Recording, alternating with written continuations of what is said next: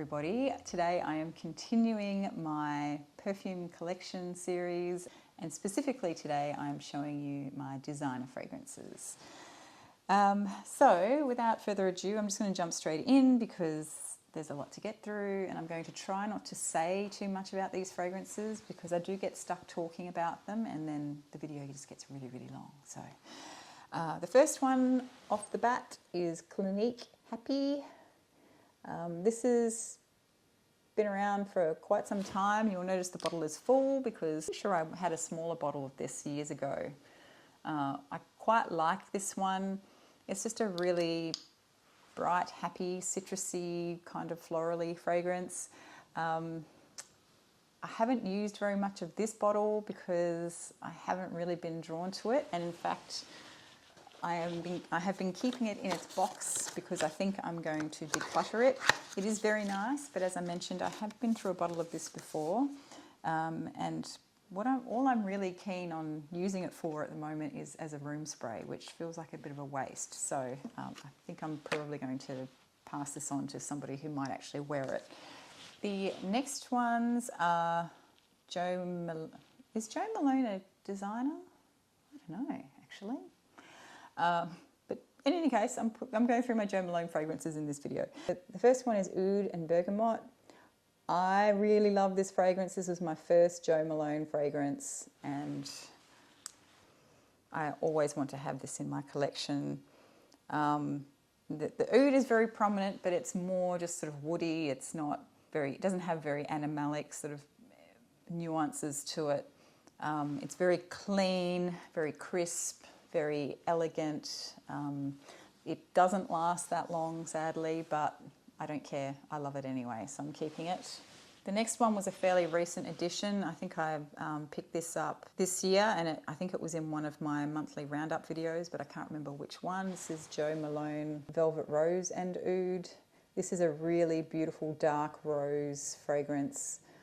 Again, the oud is not animalic, but it just does give a darkness and a slight woodiness to it. But the real star of the show is that rose. It's absolutely stunning.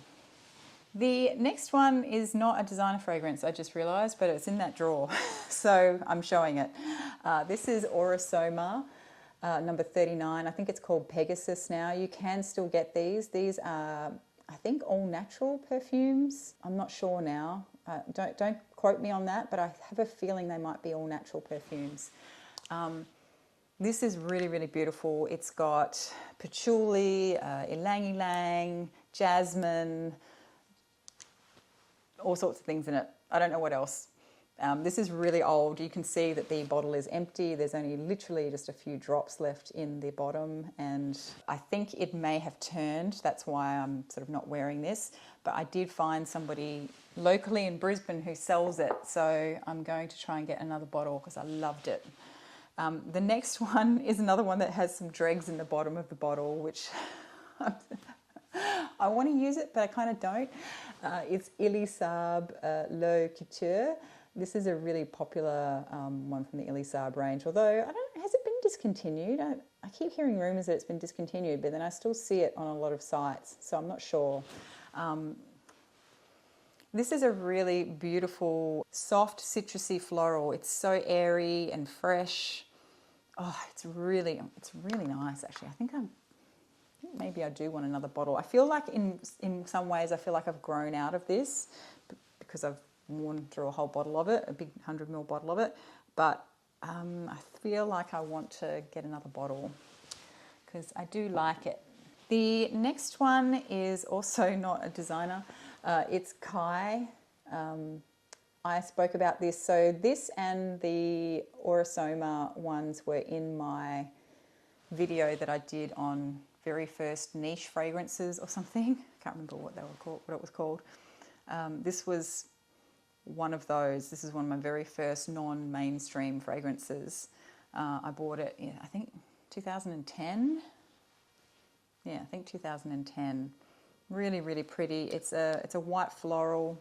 I think it's meant to be gardenia, but you just get that really definite white floral beachy vibe. It's not coconutty, it's not suntan lotiony, but it definitely has some kind of tropical, it reminds me of a tropical island, basically. It's gorgeous. It's really, really nice. Underrated, I think. And I think, who has been talking about it lately? I think Eve Spider Smells and Erin Sullivan have been talking about that lately. So I'm very happy to see that getting a bit more airtime because it is a gorgeous fragrance. Eau de Sisley, number 3, which I have talked about many, many, many times. This is a really beautiful gingery citrus fragrance, kind of peppery as well. Not too sweet. Oh, it's great. Not too sharp either. It's great. I love this fragrance. It's perfect in summertime on a really hot day, or when you're having one of those days where you just feel a little bit sick and nauseous. It's like the best one to wear, honestly. The next one is one that I don't wear very often. This is Woman by Ralph Lauren. This is a very sweet tuberose fragrance, and I got this in a set. Which had a bigger bottle with it as well. This is just a little 30ml bottle. And I gave the bigger bottle away. And I think, I'm actually thinking about decluttering this one because I just don't seem to reach for it. It's really nice. There's nothing wrong with it. But it's just not, I think it's just maybe a bit too sweet for me. It's just not what I gravitate towards when I want to wear tuberose. You know, I want my tuberose to be a little bit sweet, but not quite this sweet. I think this is a little bit too sugary for me, or too fruity maybe. The next one is Orchidée Vanille. Again, it is a designer. They're a jewellery designer, aren't they? Van Cleef and Arpels. This is a beautiful vanilla fragrance that has a orange, like a bitter orange note in the top. Like an orange rind or something. It's sort of spicy in the opening. It's very vanilla-y though. Very vanilla-y. And I go through phases of really loving it, and then other days I pick it up and I go, oh, that's too much vanilla. I can't do it. So in any case, I do, and I really love the bottle, and I love the little, I don't know why. I'm easily sold on gimmicks, okay? I mean, I'm assuming they put that on there because they do jewellery. So it kind of is reminiscent of a piece of jewellery or something maybe. I don't know. The next one, oh, I love this fragrance. This is an old bottle too. I think I had this bottle since early 2000s. Yeah, really early 2000s, like pre-2005. This is Eau de Rouge by Bvlgari. This is their red tea fragrance. It smells like tea. It still smells like green tea to me. I don't know when I think of red tea, I think of rooibos. I don't know how to say it. Rooibos. That's what I think of when I think of red tea. But this to me still smells a little bit like a green tea fragrance, very much like some of their other green tea fragrances like the Eau de Vert. But it's kind of a bit spicier, I think. Anyway, I really love this fragrance. The next one, oh, can I see through it? Every time I pick this bottle up, I think if I hold it up to the light, maybe I'll see through it. And I never do. Every time I do that. This is Narciso Eau de Toilette. Again, I think I bought this when it was released, and this is an old bottle. But I think this is my favourite from the Narciso line. I did own Narciso for her in the tall bottle. I think it was the Eau de Parfum, so it was the pink one. It was nice. It was just a bit rosier than this, and I liked this one better. This is definitely more unisex, I think.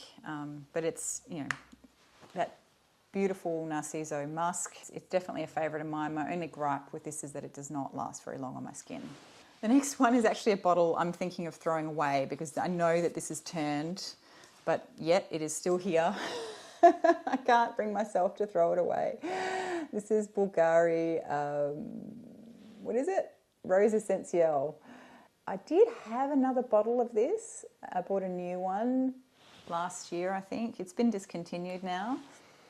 And it was nice, but it wasn't the same, and it was just a lot more watery than this. So this was the original formula, and it was very powerful. I think I ended up decluttering the other one. So, but I really should get rid of this bottle because there's no point having it because I can't wear it. It's definitely turned. It does not smell good on my skin, but I can't bring myself to throw it away. The next one is, I can never say it, but it's Miroir de Majestes by Thé Rouge Bvlgari. This is a really beautiful ambery fragrance. It's kind of sweet. It smells like a little bit like it was from another time. I don't know if this was made in the 90s. It does kind of smell like a 90s fragrance.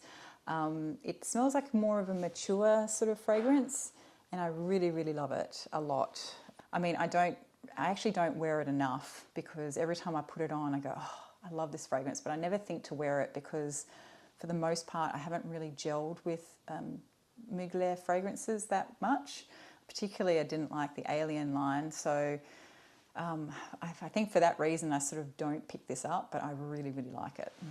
The next one is a cult favourite in Fragcom as well. This is Stash by Sarah Jessica Parker. Just a really great, spicy amber, a bit citrusy, sort of masculine leaning, a bit woodsy as well. A woody, citrusy, spicy amber is how I would describe this one. Really, really good. I enjoy it. Every time I wear that, Matt always asks me what I'm wearing, which, you know, while it might not be a compliment as per se, but, you know, for someone, for a partner who rarely ever actually comments on my perfume, because he's so sick of hearing about perfume, I think that's a pretty good sign. The next one is Le Parfum by Elie Saab. It's going to be a bit hard to see the label. There we go. This again is a really beautiful orange blossom scent. I think it's got some patchouli in it as well. It's quite, it smells like a very dressed up kind of fragrance, really. I very much enjoy it. I have been through a smaller bottle of this. I bought a smaller bottle of this when I was flying from Toronto to Paris many years ago. I think it was a 50ml bottle. I used all of that, and then this is the 100ml bottle that I replaced it with, or 90 mils. I think it might actually be 90 mils. It doesn't really matter, but anyway, my second bottle. The next one is also a discontinued one, but this is Voile de Jasmin by Bvlgari. I adore this fragrance. I really wish I could still get another bottle of it. If I ever find a bottle going, I'll probably buy it, even though I couldn't be guaranteed how good it was. It's just a very light, airy jasmine. It's kind of musky, but very, very light, not cloying or anything at all. It's so pretty. It's so pretty. The only gripe I have is that it doesn't last long on my skin. The longevity is not great. Okay, so the next one is Gucci Memoire d'une Odeur. This is a relatively recent acquisition. I really enjoy this one. The primary note in this is Roman chamomile or chamomile. I don't know why I said Roman chamomile. I think because I have Roman chamomile essential oil and it smells similar. So, but kind of citrusy and floral, a bit woody. Oh, wow, it's good. I haven't really spent a lot of time with it yet, although I've worn a little bit of it. I've been wearing it, but I haven't really been analysing it, if you know what I mean. I've just been enjoying it. It's so beautiful. I've totally underrated. I know a lot of people were disappointed with it when it came out. Everyone had great expectations. I think mostly the gripes were with the longevity, but it's fairly affordable now. So the fact that it doesn't last very long doesn't bother me. I just respray it. The next one is Nero Assoluto by Roberto Cavalli. I've talked about this many times before as well. I think this was even on my top 10 for life or something recently that I did. I can't remember what it was called. If I could only keep 10. Yeah, this is good. This is really good. It's kind of a slightly fruity, woodsy floral with some powderiness to it.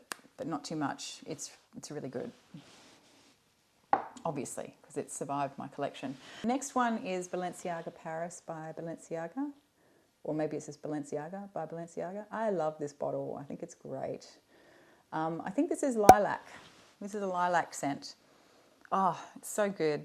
It's just a really, again, it sort of feels like a really, I feel like the type of woman who would wear this is kind of a professional woman who's sort of mid-career. She might be in a mid-30s to mid-40s. It smells really good. I guess it's kind of like a creamy floral.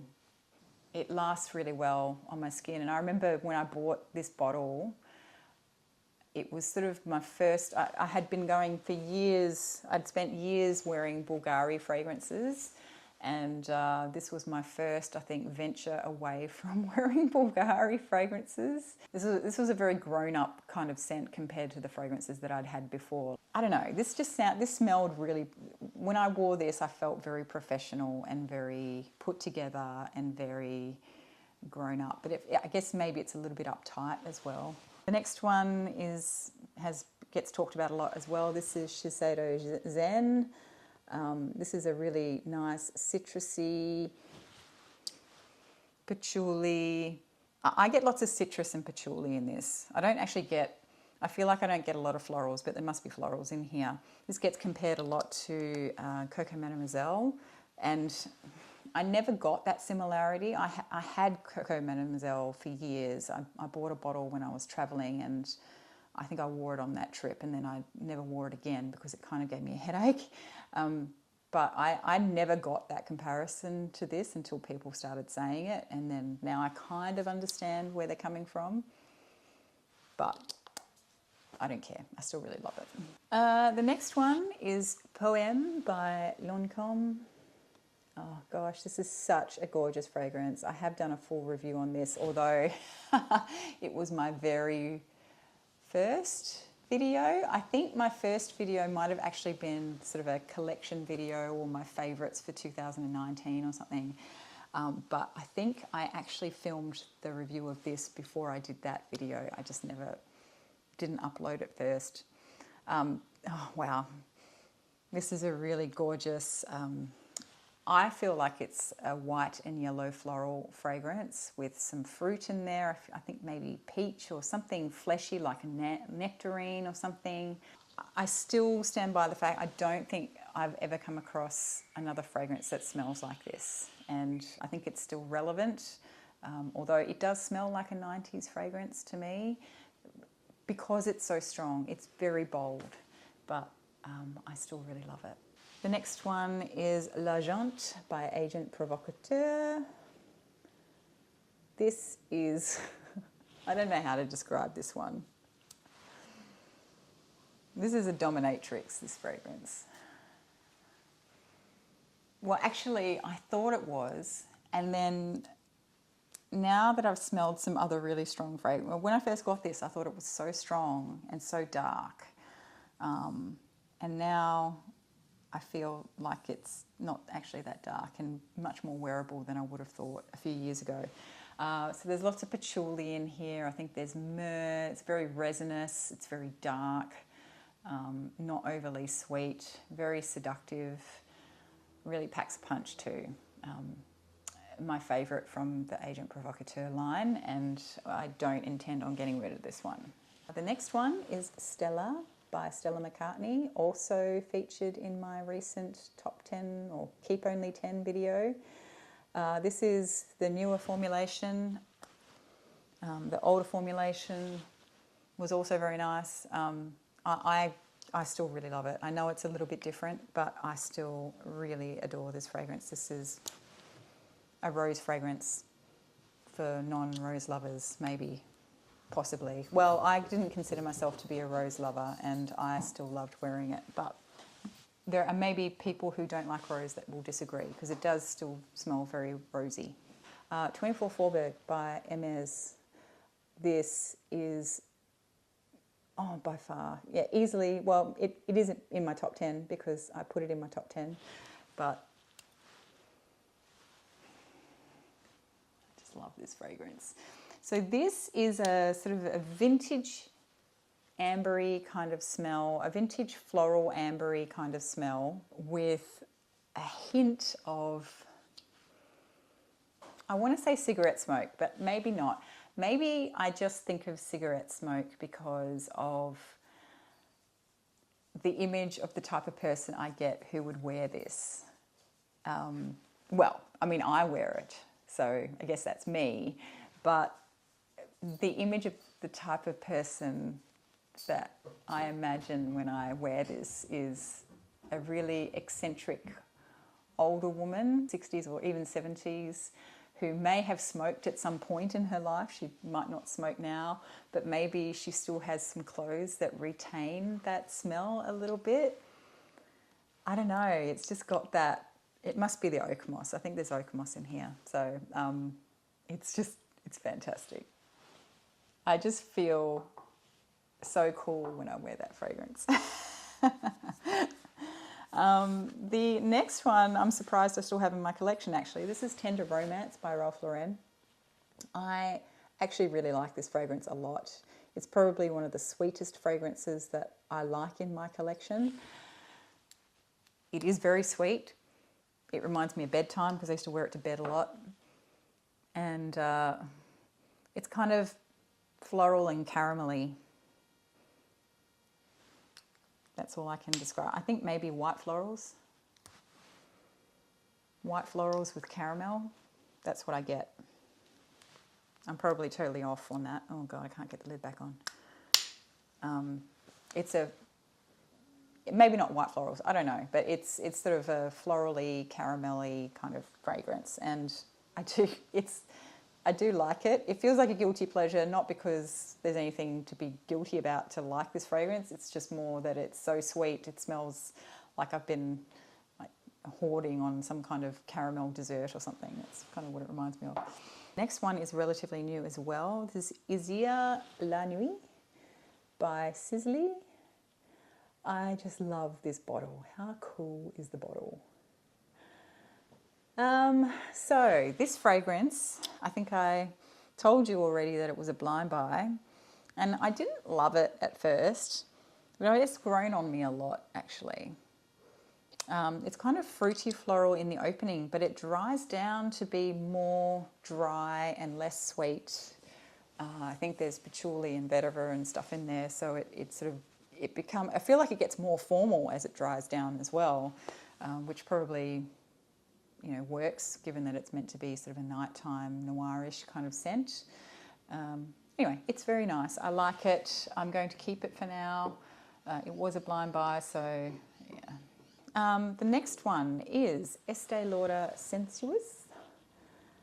This one I've almost decluttered several times as well, just because even though I really, really like it, this is one that I would wear by the pool in summertime, you know. It's just got that, it doesn't smell suntanny lotion, I don't think, but it's just got that warm skin kind of smell to it that has maybe had suntan lotion on it, but it's washed off type of thing. Yeah, it does feel like warm skin. And I think it smells fantastic, but, you know, obviously it doesn't project a whole lot. It doesn't last super long, but there is just something a little bit addictive about this, so I keep it because I like it. The next one is Oud Bouquet by Lancôme, Maison Lancôme. I don't know if I need to say much about this because it's been talked about so much. Oh, I do love it though. Maybe I'll make this my scent of the day. Yeah, this is really, really good. It's for those who, if you've been living under a rock and you haven't heard about this, this is a rose oud fragrance which has a praline note in it, which gives it quite a bit of sweetness. And sometimes it is quite sweet. It's very syrupy. It's probably the only really syrupy fragrance that I like. I mean, I like lots of sweet fragrances, but this is, you know, on another level. And it's very sticky and syrupy. The oud is noticeable in it, but again, it's like a woody oud. It's very sort of clean smelling. I like it. It can be a bit sharp and pungent sometimes. It's definitely more of a winter scent for me than a summer scent, but I have worn it all year round because that's how I roll. Next one is Tuiles d'Hermès. This is a fairly recent acquisition, but I have been wanting it for years. I don't know why I didn't get around to buying it sooner. I really enjoy this one. It's interesting. So when I smell it out of the, I think it's the ginger that does this. When I smell it out of the atomizer, it smells a little bit like hairbrush to me. So I guess you could say sort of like shampoo mixed with hairspray and hair. It's actually really, really nice. You spray it on your skin. That ginger has a definite hint of spice, probably a bit spicier actually than the Eau de Sisley. But there's a lot more going on than this, than the Eau de Sisley number 3. So this has white florals in there as well, maybe some yellow florals. It's really great actually. When it dries down, it is just absolutely stunning. But I just love that ginger in the opening, and I really, really want to try the new one, which I think has more ginger in it. I think it's just called Tuiles d'Hermès Eau Ginger or something. I don't know. But I just know that the new one has more ginger, so I want to try it. And the last one that I'm going to talk about today is Le Fleur by Coty. Now, is it Coty? I always get this wrong. No, yeah, it is. It's Coty. This is a fragrance from my childhood. This was not this particular bottle, but this fragrance was the very first fragrance that I was allowed to have a full bottle of, and it was my own fragrance. So prior to that, I just had hand-me-downs or I just had body sprays, but this was the first bottle of perfume that I was allowed to have, that my mum bought for me, but I got to pick it, and this is what I picked. So it's it's a very musky, citrusy, floral, and it kind of smells a little bit like patchouli, not patchouli, potpourri. But I still I like it. I like it for the scent memory. I don't ever wear this anymore. It doesn't really smell how I remember it smelling either. I think it's, this is an old bottle as well, even though it's not the bottle that I had. But, I mean, it was discontinued ages ago, so it's not exactly new, but... yeah, anyway, that's just one that I'm holding on to because I can't bear to let it go. So they are all my sort of designer style fragrances. I don't think I have any other designers. I'm just checking to make sure that I'm not going to be eating my words later. Oh, well, actually, I did talk about, no, I'll do it drawer by drawer, so that's fine. But there are some Elie Saab fragrances in the bottom drawer here. So that is it for the designer fragrance collection. Let me know if you have any of these, or if there's any that you feel are missing from my collection that I should perhaps be looking into. I will say that I did just go out and get a whole bunch of samples from the Armani C line, because everyone keeps telling me about C. Which I have smelled Armani C. I smell it everywhere. Lots of people wear it. My stepdaughter wears it. My stepdaughter's best friend wears it. So I smell it a lot, but I have never smelled any of the flankers. So I thought I would do eventually a video on that. But let me know if there's any other designers that you think are ones that I really should have, or should have at least smelled or tried. So I'll see you in the next one. Thanks. Bye.